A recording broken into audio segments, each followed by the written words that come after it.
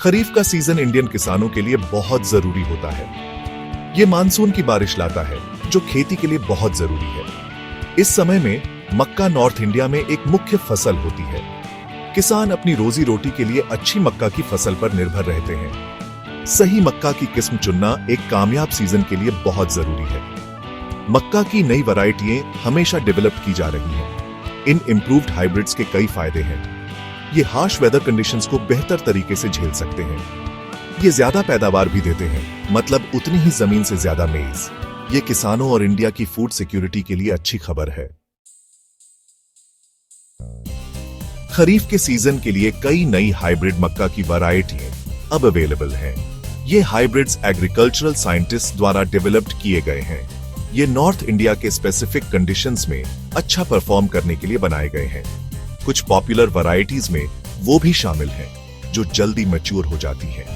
ये उन एरियाज के लिए हेल्पफुल है जहां ग्रोइंग सीजन्स छोटे होते हैं। दूसरे हाइब्रिड्स कॉमन डिजीजेस के लिए रेजिस्टेंट होते हैं। इससे फसल को प्रोटेक्ट करने और अच्छी हार्वेस्ट इंश्योर करने में मदद मिलती है। किसानों को वो वैरायटी चुननी चाहिए जो उनकी नीड्स और लोकल कंडीशंस के हिसाब से बेस्ट सूट करे। इन हाइब्रिड्स की इंफॉर्मेशन एग्रीकल्चरल यूनिवर्सिटीज और गवर्नमेंट एजेंसीज से मिल सकती है।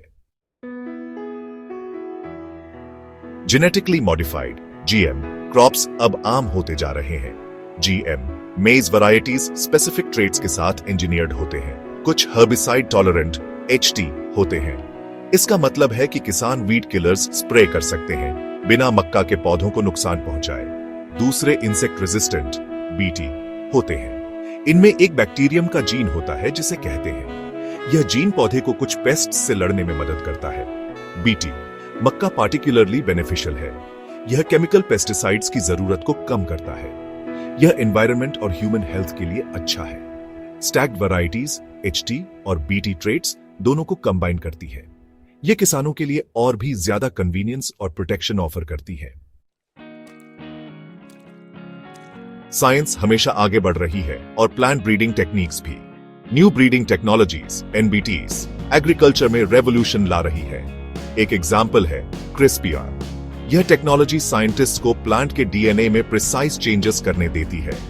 इससे और भी बेहतर मेज वैरायटीज डेवलप हो सकती है।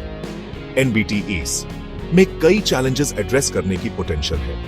ये ऐसी मेज वैरायटीज डेवलप करने में हेल्प कर सकती हैं जो ज्यादा न्यूट्रिशियस हो। ये ऐसा मक्का भी क्रिएट कर सकती हैं जो क्लाइमेट चेंज के इफेक्ट्स को विथस्टैंड कर सके।